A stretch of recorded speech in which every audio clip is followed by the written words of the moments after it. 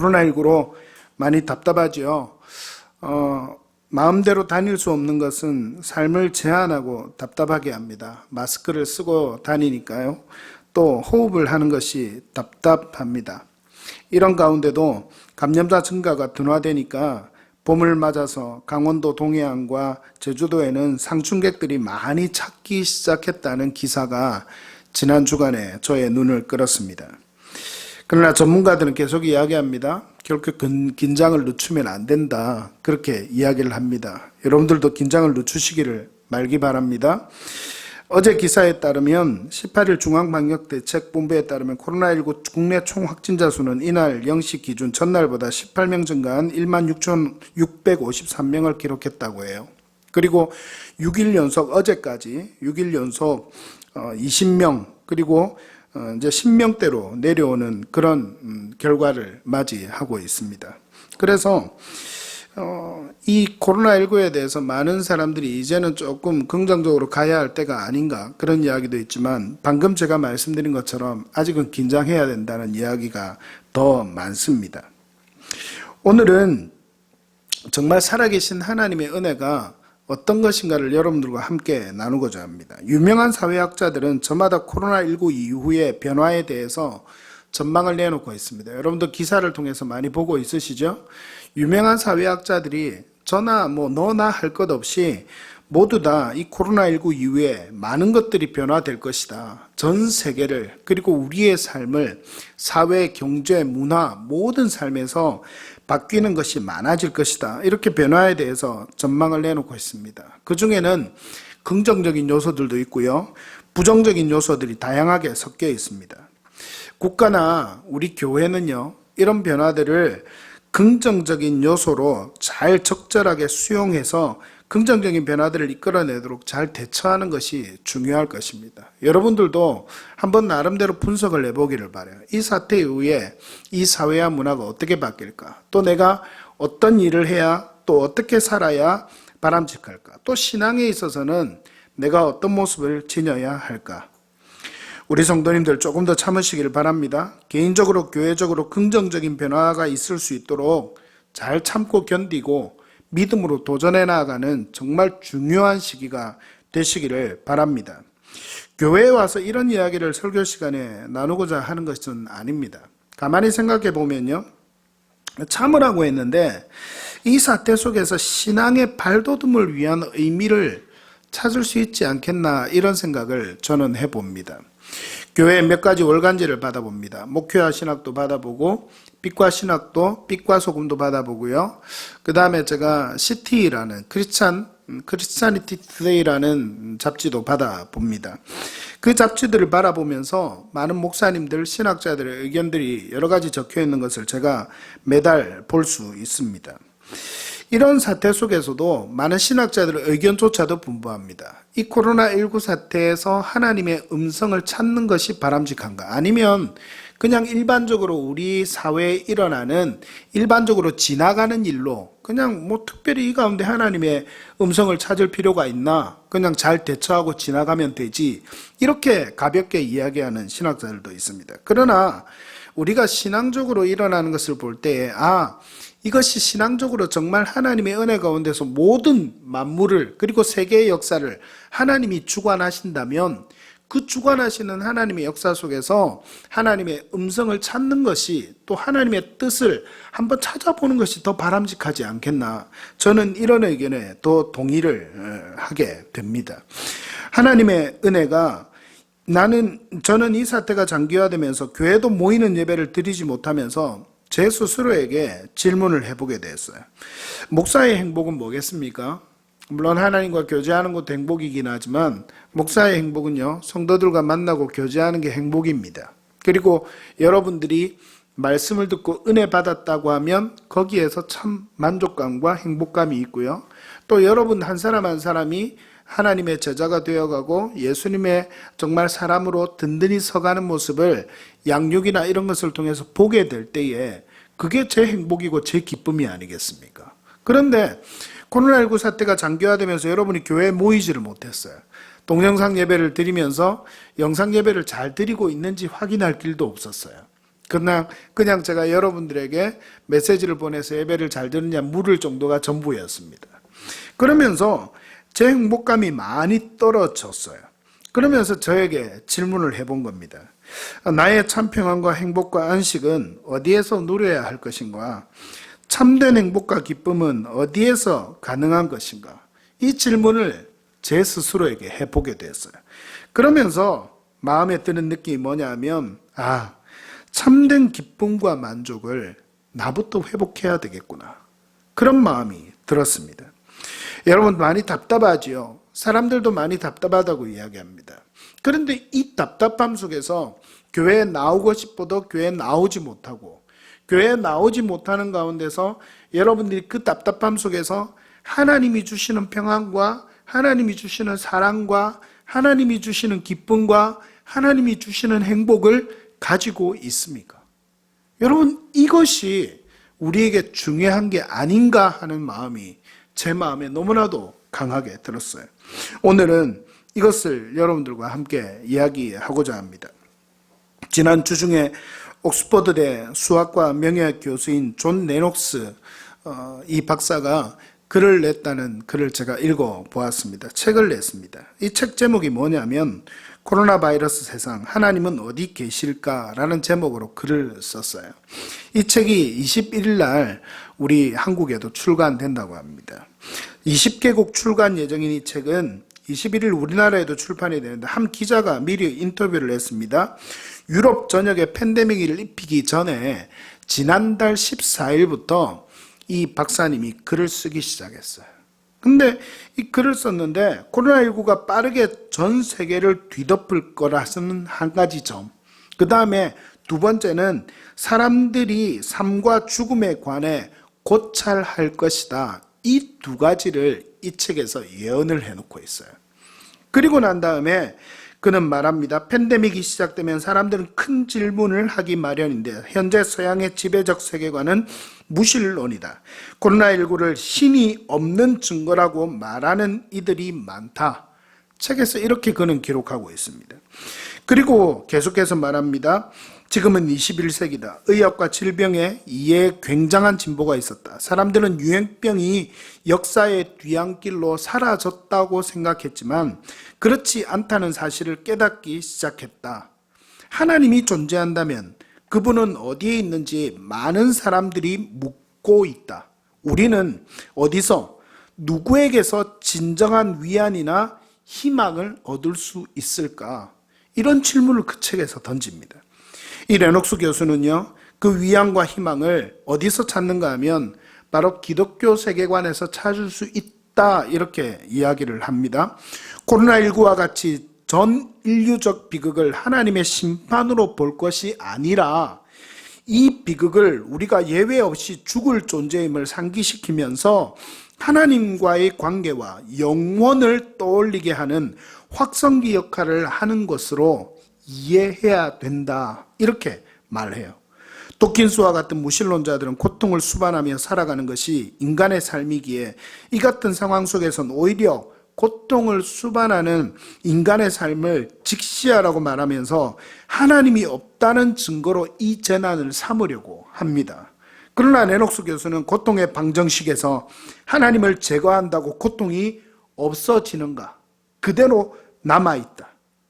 궁극적인 희망이 제거될 뿐이다. 이렇게 이 교수는 이야기를 하고 있어요. 마지막으로 그는 책 제목과 같이 팬데믹 와중의 평안은 오직 누구를 통해서 가능할까요? 예수를 통해서 가능하다는 결론을 이끌냅니다. 그리고 마지막으로 묻습니다.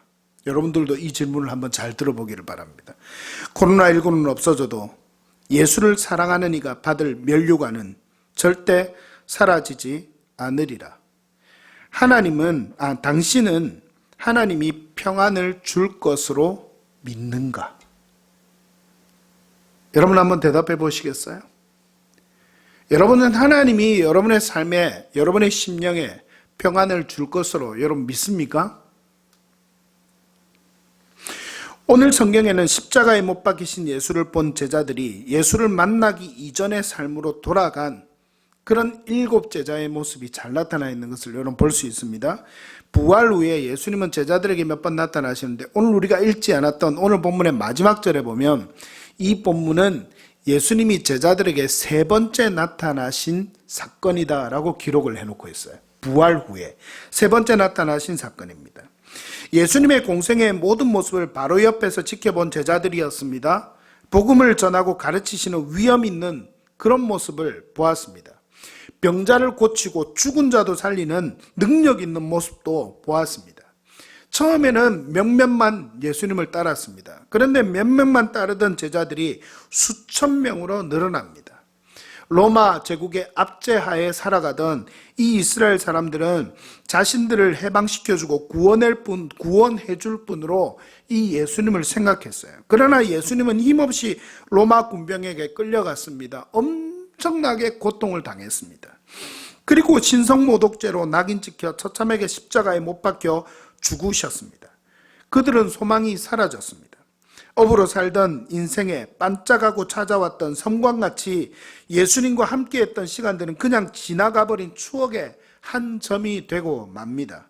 제자들은 물고기를 잡고 있었습니다. 그들의 모습을 한번 여러분 상상해 보십시오. 얼굴에는 생기가 있겠습니까? 아니겠지요. 그들의 인생에 며칠 전까지만 해도 예수님과 함께했던 그 추억이 생생하게 남아 있을 것 아니겠습니까? 그리고 기대감과 내 인생에 정말 비전이 있는 그런 삶이 시작될 것이다. 그런 비전과 희망에 찬 삶을 살아왔었는데 힘없이 예수님이 십자가에 못 박혀 죽고 나니까 자기의 생활로 돌아가서 그냥 평범하게 예전의 어부의 삶으로 되돌아간 그 모습이 얼마나 처량하고 한탄스럽겠습니까? 얼굴엔 생기를 잃어버리고 어깨는 축 처져서 좌절과 낙담과 슬픔에 빠져 포기하기 직전인 그런 모습이 아니겠습니까? 그런 그들에게 주님은 찾아오셨습니다. 부활 후에 며칠이 지난지 모르겠습니다. 예수님은 부활 후에 이 땅에 며칠간 계셨는지 여러분 아십니까? 약 40일간을 계셨다 그래요. 약 40일간을 계시면서 제자들을 만나시고 그렇게 했습니다. 하루는 베드로가 물고기를 잡으러 가겠다고 말합니다. 오늘 본문의 이야기입니다. 그러니까 다른 제자들도 함께 따라가겠다 그러고 나섭니다. 그리고 그날 밤에요, 물고기를 잡았습니까? 못 잡았습니까? 못 잡았죠. 한 마리도 못 잡았어요. 날이 어두워질 때 예수님은 물가에 서 계셨습니다. 그리고 그들에게 묻습니다. 너희에게 고기가 있느냐? 제자들이 대답합니다. 없나이다. 그들은 예수님인 줄 몰랐습니다. 그리고 주님이 말씀하십니다. 그물을 배 오른편에 던지라. 그리하면 잡으리라. 이때까지도 제자들이 예수님인 줄 몰랐어요. 그물을 던집니다. 물고기를 잡습니다. 끌어올리는데 그물을 들지 못할 정도로 물고기를 많이 잡습니다. 예수님이 사랑하시는 그 제자가 예수님을 알아봤다라고 적혀있고 이름은 안 밝히지만 여기서 요한인 것을 신학자들은 다들 이야기합니다. 이 요한이 예수님을 알아보고 주님이시다 그렇게 말하니까 베드로가 역시 베드로답게 다혈질적인 그리고 적극적인 그 베드로답게 옷을 벗고 있다가 겉옷을 두르고 물에 뛰어내려서 예수님께로 먼저 가는 장면이 나타납니다. 그리고 나머지 제자들은요, 작은 배를 타고 그물을 끌고 갑니다. 육지에 와서 보니까 예수님은 숯불 위에 생선을 굽고 계셨고 그 옆에 떡도 놓여 있습니다. 주님은 그들에게 말씀하십니다. 지금 잡은 생선을 가져오라고 말합니다. 베드로가 그물을 끌어올리니까 물고기가 몇 마리였다고요? 여러분 잘 아는 대로 153마리였습니다. 주님은 그들에게 와서 조반을 먹으라 말씀하십니다. 그들을 먹이셨습니다. 제자들은요, 주님께 감히 말을 걸지 못합니다. 주님인 줄 당연히 알았다 이렇게 기록해 놓고 있습니다. 우리는 오늘 이 성경 본문에서 많은 것을 나눌 수 있습니다. 제자들의 모습에서, 예수님의 모습에서 어떤 여러분과 말씀을 나눌 것을 끌어낼 수도 있겠어요. 그러나 그 중에 오늘 생각해 볼 것은 바로 이것입니다. 예수님을 믿으면 심령의 평안함이 있어야 합니다. 여러분 잘 기억하십시오. 예수님을 믿으면요, 주님이 주시는 심령의 평안함과 안식과 위로와 사랑이 있어야 합니다. 그래야 진짜 믿는 것입니다. 우리 심령에 예수님을 믿는 믿음으로부터 오는 평안함이 여러분에게 있습니까? 우리가 부르는 찬양, 요즘 거의 CCM 차트 1위를 달리는 찬양이 있습니다. 여러분 무슨 곡인지 여러분 아세요? 시간을 뚫고라는 찬양이에요. 멜론이나 어떤 다른 여러 가지 음악 스트리밍 사이트에 가서 기독교 CCM 차트를 검색해 보면 거의 1위가 시간을 뚫고라는 찬양. 여러분 기억하시죠? 가사 중에 이런 내용이 있습니다. 자신의 편안 버리고 우리에게 평안 주셨네. 가장 낮은 자의 모습으로 우리 삶에 오셨네. 여러분 우리가 많이 불렀기 때문에 기억하죠? 주님은요 정말 우리에게 평안을 주셨습니다. 이 찬양의 가사는 정말 놀라운 표현이고 아름다운 고백이죠. 참 이 복음의 진수를 정말 시적인 표현으로 잘 이끌어낸 것 같아요. 여러분 주님은 우리에게 평안을 주셨습니다. 이 평안은요 어떤 평안인 줄 아세요? 죽음까지도 정복한 평안입니다. 생명까지 포기하시면서 주신 평안이니 말입니다. 인간의 가장 큰 문제인 죽음까지도 정복한 이 평안을 우리에게 주셨는데 어떠한 문제나 상황에도 관계없이 주어지는 평안을 누리고 있는 것인가? 누리고 있는가? 우리는 과연 주님께서 죽음까지도 정복하시고 우리에게 평안함을 주시기 위해서 그렇게 십자가에 못 박히시고 부활하셨는데 그 평안을 우리가 누리고 있는가 하는 것입니다. 이것이 진정한 신앙, 진정한 믿음의 잣대입니다. 코로나19가 다가오니 어떻습니까? 이 바이러스 하나가 다가오니까 생활이 많이 어려워졌죠. 답답해졌죠. 그러나 이것을 뛰어넘는 평안이 있어야 진짜 평안입니다. 여러분 저는 그렇게 믿어요. 제가 묵상하니까 저도 그렇게 돼야 되겠고 우리 그리스도인들도 정말 이것을 뛰어넘는 신앙의 진짜 평안이 있어야 되겠다는 것입니다. 이 상황 속에서 모여서 드리지 못했던 것이 많은 기독교인들에게 신앙에 문제가 생기게 할 것이라는 위기감이 우리 목회자들에게 교회에는 있었습니다. 그런데요, 그것을 뛰어넘는 신앙의 평정심이 있어야 하지 않겠냐고 하는 것입니다. 우리 교회는 방해하는 세력 때문에 모이지 않은 것이 아닙니다. 착각하지 마십시오. 방해하는 세력 때문에 모이지 않은 것이 아니라 자발적으로 우리 스스로의 나라의 안녕과 성도들과 국민들의 건강과 안정을 위해서 잠시 영상 예배를 선택해서 예배를 드렸을 뿐입니다. 여러분 모이기를 소홀히 해서 드리는 예배를 모여서 드린 예배를 소홀히 하는 죄를 범하지 마시기를 간절히 바랍니다. 홀이라도 모이는 예배가 있음에도 불구하고 단지 주님께서 주시는 평안함이 아닌 육신의 편안함을 위해서 모이는 예배가 아니라 영상 예배나 다른 어떤 TV를 통해서 예배를 드린다면 그것만큼 하나님이 기뻐하지 않으시는 것이 없습니다. 그러나 나라와 국가가 위기의 상황에 있을 때 우리가 스스로 선택해서 전염병의 확산을 막고자 우리가 선택해서 드렸던 이 영상 예배는 정말 잘한 대처라 저는 그렇게 생각을 합니다. 그럼에도 불구하고 많은 사람들이 이야기를 합니다. 영상 예배를 드렸을 때 아쉬운 것이 뭐냐? 많은 그리스도인들에게 질문한 결과를 제가 읽어보았습니다. 그러니까 뭐라고 이야기하는 줄 알아요? 현장 예배 가운데 있는 그 풍성함과 은혜를 함께 누릴 수가 없었다. 그러면서 또 하는 말이 우리 성도들이 모여서 교제하는 기쁨이 있는데 성도들이 모여서 교제하지를 못하니까 마치 나 혼자 신앙생활 하는 것 같은 그런 답답함이 있었다, 아쉬움이 있었다 이렇게 이야기를 해요. 그래서 여러분 현장 예배와 우리가 모여서 서로 교제하는 것이 너무나도 중요한 것입니다. 바른 믿음의 자리에 서 있을 때 주어지는 진정한 예수님의 평안을 받아 누리는 그런 삶이 여러분 모두가 되기를 간절히 바랍니다. 할렐루야. 그러나 오늘 제자들은 이 주님이 주시는 평안을 잃어버렸습니다. 오늘 본문에 나타난 제자들은 오늘 이 주님이 주시는 평안을 잃어버렸어요. 능력의 주님이 자신들과 함께 할 때는 어땠겠습니까? 능력의 주님, 공생애의 3년을 거의 이 제자들이 같이 살았는데 이 능력의 주님이 가르치시고 능력을 나타내시고 병자들도 고치시고 죽은 자도 일으키시고 그분의 가르치심에 모든 사람들이 머리를 숙이고 따르고 사람들이 몇천 명이나 수백 명 몇천 명이나 예수님을 산으로 가든 들로 가든 따라다니고 이렇게 했을 때는 그들의 마음이 어땠을까요? 마음이 든든하지 않았겠어요? 그들의 마음이 너무나 든든하고 너무나도 평안했을 겁니다. 무슨 일을 해도 어디를 가도 예수님이 함께 계시니까 걱정할 것이 없었던 거예요. 그러나 그들은 주님이 잡히고 죽임을 당하자 주님을 버리고 주님을 따르지 않던 이전의 삶으로 돌아가 버렸습니다. 그런 그들에게 주님은 찾아오셨습니다.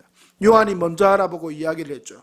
베드로는 늘 그랬듯이 아주 적극적으로 겉옷을 들고 물에 뛰어들어 예수님께로 향합니다. 겉옷을 입었다는 것은 예수님께 예의를 갖추기 위해서 그랬습니다. 결국 물에 빠져들어서 자기 옷이 다 젖을 걸 알면서도 말입니다.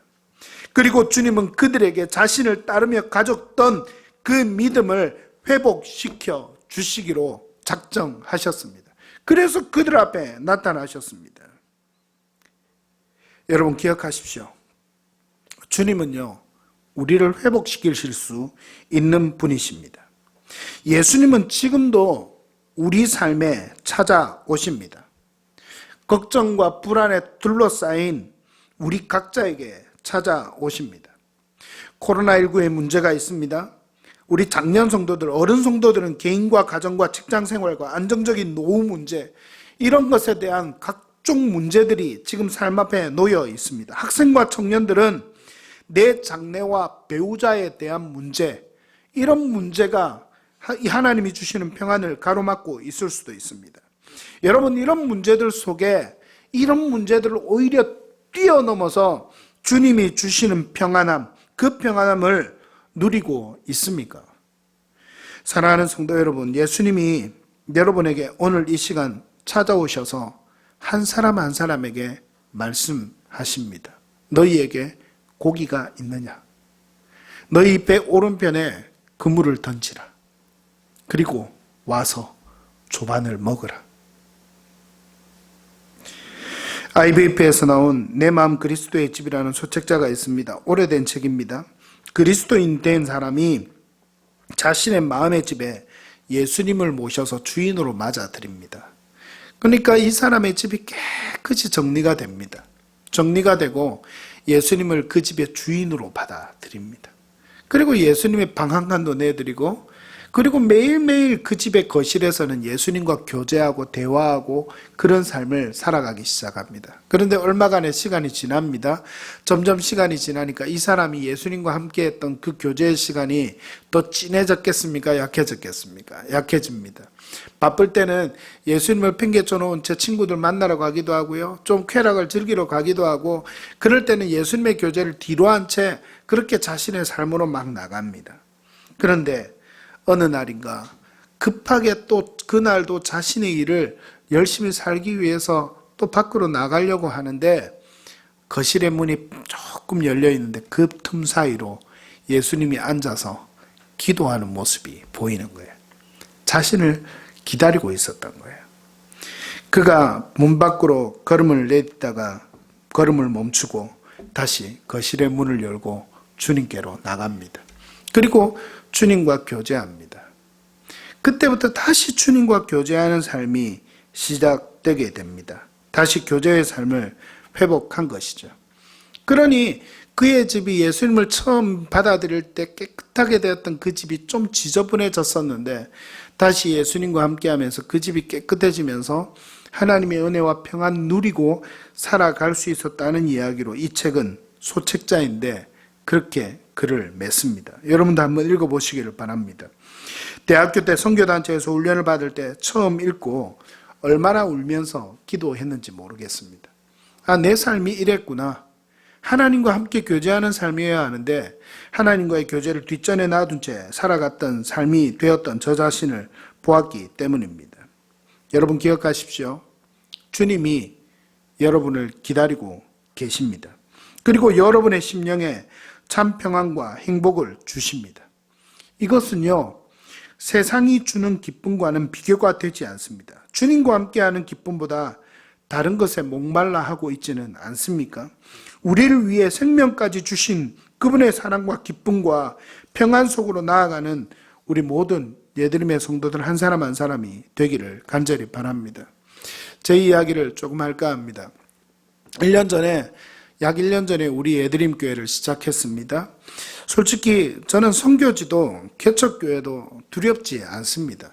지금 당장 여러분이 저보고 아니 어디에서 저를 강권적으로 오라고 불러서 선교지로 불러도 저는 당장 뛰쳐나갈 마음이 있어요. 그리고 순교도 두렵지 않습니다. 주님 주시는 평안이 제 마음 가운데 있기 때문입니다. 어렵게 사는 것도 두렵지 않습니다. 제가 목사로 살기 때문에 제 아이들에게는 조금 미안한 마음이 있을 수 있어요. 아빠로서. 그러나 이 아이들은 잘 될 것이라 생각한다고 제가 전에도 여러분들에게 이야기한 적이 있죠. 잘 될 것이에요. 왜냐하면 하나님을 잘 섬기면 자손 천대까지 복 주신다고 하나님 그렇게 말씀하시지 않았습니까? 셈납니까? 여러분 믿으시길 바랍니다. 그런데요, 제가 청년의 때를 하나님께 전부 드렸어요. 저는 거의 고등학교 2학년 때 기타를 배우면서부터 제 삶을, 제 청년의 때를 하나님께 거의 100%, 거의 90% 이상 100% 정도 하나님께 저는 다 드렸어요. 그러니 하나님을 이것도 아시리라 그렇게 생각했기 때문에 제게 믿음이 있는 겁니다. 성경에 보면 바울도 예수님을 만나자 모든 것을 뒤로하고 예수님을 전하는 삶을 살게 되었던 것 여러분 잘 알고 있죠? 자신의 삶에 누리고 자신이 배우고 자신이 가지고 있던 가문의 특권이나 이런 걸 모두 다 뭘로 여겼다고요? 배설물로 여겼다. 이렇게 고백할 정도까지 바울은 갔습니다. 주님 주시는 평안과 사랑이 너무나도 컸기 때문에 이런 고백이 가능한 것입니다. 여러분, 하나님의 은혜 가운데서 우리가 가져야 하는 평안이 어떤 평안인지 여러분 아시겠습니까? 코로나19로 인해서 하나님과 멀어진 사람들이 혹 우리 성도들 가운데 있지 않습니까? 그러나 여러분, 이 시기가 정말 하나님 앞에서 내가 바르게 하나님을 믿고 하나님이 주시는 평안과 은혜를 누리고 있는가? 상황에 관계없이 예배를 모여서 드리지 못하더라도 앞에 서 있는 목사를 통해서 말씀을 듣지 못하고 만나지 못할 때에도 여러분들이 혼자 말씀을 묵상하면서 하나님과 직접 교제하면서 하나님이 주시는 평안과 믿음, 그런 것들이 내 삶에서 흔들리지 않게 자리 잡고 있는가? 여러분, 그걸 진정으로 우리가 돌아보고 생각해 보아야 할 때라는 겁니다. 지난주 주일은 부활주일이 지나갔습니다. 부활주일이 지나면서 우리에게 한번 질문해 보아야 합니다. 부활의 기쁨이 내게 충만한가? 이런 코로나 사태 속에서 맞는 이 부활주일이 어떤 의미인가? 원래 부활주일을 한 주간 앞두고는 고난주일을 보내면서 여러분과 성찬식도 해야 되는데 성찬식도 못했어요. 그래서 드라이브 스루 예배를 드리는 교회들은 차창 밖으로 성찬식을 하는 그 장면도 사진에 찍혀서 온 것도 제가 볼 수 있었습니다. 그리고 많은 교회들은 영상으로 성찬식을 행해야 되냐 안 해야 되냐 이것 가지고도 제 동기 목사님들이 이야기하는 것을 제가 들을 수 있었습니다. 그리고 어떤 교회는 영상으로 성찬식을 준비하고 토요일 날 미리 각 가정에 빵과 음료를 다 전달해서 그렇게 영상으로 성찬식을 했다는 교회도 있었어요. 어떤 건지 바른지 모르겠지만 그러나 살아계신 하나님의 은혜 가운데서 우리 마음 가운데 여러분 이런 확신, 이런 믿음은 있어야 되지 않겠습니까? 어떤 상황에도 관계없이 주님이 주시는 평안과 은혜와 사랑을 누릴 수 있지 않아야 되겠어요? 누릴 수 있어야 되지 않겠습니까? 그래야 진짜 신앙이죠. 그래야 진짜 믿음이죠. 코로나 사태로 인해서 목사를 만나지 못하고 교회 나오지 못한다고 해서 믿음이 연약해지면 여러분 질문해 보아야 합니다. 아, 내가 진짜 믿음을 갖고 있는가? 내가 진짜 믿음을 갖고 있는가? 그래서 여러분이 주님이 바닷가에, 지금 갈릴리 바닷가에 제자들을 찾아오신 것처럼 여러분을 직접 찾아오시는 그 주님을 여러분도 만나야 한다는 것입니다. 여러분, 그 주님을 만나는 은혜가 여러분들 가운데 있기를 간절히 바랍니다. 오늘 본문에서 마지막으로 짧게 한 가지 더 여러분들과 나누고 싶은 것이 있습니다. 그것은 뭐냐면 오늘 본문의 제목과 같은 것입니다. 여러분, 주님의 회복의 방법, 회복의 시작입니다. 주님의 회복의 방법, 주님과의 만남의 회복의 시작. 그것은 무엇이냐면 처음으로 돌아가는 거예요. 한번 따라 합시다. 처음으로 돌아가는 것. 여러분, 이 말이 무슨 말이냐면 주님과의 첫 만남의 자리로 돌아가는 거예요. 주님이 제자들을 회복시킬 때에 했던 방법을 여러분 오늘 이 장면에서 잘 나타나 있습니다. 제자들에게 나타나십니다. 물가에 서셨습니다. 배를 탄 제자들을 보고 물고기가 있느냐 물으십니다. 없습니다 대답하니까 배 오른편에 그물을 던지라. 잡으니까 그물이 많아서 찢어질 정도가 되어서 들 수가 없었습니다. 나중에 물고기를 세어보니 몇 마리였다고요? 153마리였다. 이 장면은 지금 어떤 장면이에요? 과거에 어떤 장면입니까? 베드로를 처음 만날 때 그 장면과 똑같이 복사된 장면이에요. 여러분 아시겠습니까? 예수님은 지금 베드로와 7 제자를 회복시키기를 원하는데 그 회복시키는 방법으로 어떤 방법을 택하는가 하면 과거에 예수님을 처음 만났던 그 자리로 이들을 데리고 가시는 거예요. 이해되세요, 여러분? 그리고서 그 자리에서 그들을 회복시키십니다. 제자들은 묻지도 못했어요. 그분이 예수님이라는 걸 알았으니까. 우리 앞에 계신 분이 예수님이라는 걸 알았으니까 묻지도 못했어요. 그리고 그분 앞에서 잠잠히 밥만 먹습니다. 그런데 그들의 마음이 어땠겠습니까? 다시 두려움에 떨고 포기하고 절망했던 그들의 마음이 한번 상상을 해보세요. 예수님과 같이 침묵 속에서 생선을 먹고 밥을 먹는 그때에 제자들의 마음이 서서히 어땠겠어요? 뜨거워지는 거예요. 아, 옛날에도 이랬는데. 내가 처음 주님 만났을 때 그때도 이랬는데. 그리고는 오늘 본문 이후에 15절부터 어떤 사건이 나오는지 여러분 아세요? 베드로에게 3번 질문하죠. 네가 나를 사랑하느냐? 예, 주님 사랑합니다. 주님 사랑한 줄 아시지 않습니까? 이 유명한 고백의 본문이 이 본문 다음에 나옵니다. 여러분, 주님을 뜨겁게 만났던 때가 있습니까? 다 있으리라 생각이 듭니다. 학생 때 수련회였거나 아니면 개인적으로 기도할 때, 말씀을 듣다가 눈물을 흘렸을 때, 기도하다가 알 수 없는 깊은 기도에 하나님이 인도하심이 있어서 기도 가운데 통곡하며 기도했을 때, 찬양을 부르다가 눈물을 흘렸을 때, 그때가 있지 않아요? 여러분, 주님과의 만남을 회복하려면, 주님이 주시는 참 평안을 누리려면 그때로 가야 합니다. 여러분들이 코로나19 사태로 인해서 주일날 교회 못 나오면서 답답한 마음을 가졌었죠. 그러면 여러분이 혼자 앉아서 말씀을 읽을 때 목사님을 통해서 전해지는 그 하나님의 말씀을 듣다가 뜨겁게 은혜를 받았던 때를 상상하면서 말씀을 보는 거예요. 찬양을 하면서 뜨겁게 눈물을 흘렸던 찬양을 생각하면 그 찬양을 또 불러보는 거예요. 기도할 때 내가 어떤 때 뜨겁게 기도했었는가를 생각하면서 또 기도하는 거예요. 저는 이런 때가 너무 많았어요. 수많은 찬양을 부르면서 눈물을 흘리지 않았던 때가 없을 정도로 찬양 가운데서 눈물을 흘리면서 기쁨과 감격 속에서 하나님의 임재 속에서 그렇게 눈물과 함께 드렸던 찬양의 수많은 고백들이 있었습니다. 고등학교 때 밤마다 교회 가서 막차를 타고 집에 오면서도 막차를 탈 수만 있다면 교회 가서 기도하고 20-30분이라도 단 10분이라도 기도해야 했던 그 기도의 때가 있었어요. 대학교 때 고신대학교의 기도실에 가서 기도로 2-3시간을 보내던 때가 있었고, 밤마다 그 대학교에 가서 부르짖어 나라와 민족과, 고신대학교가 부산 땅에 있었으니까 부산 땅의 복음화를 위해서 정말 간절히 목이 터져라 부르짖어 1시간씩 기도했던 때가 제게는 있었어요.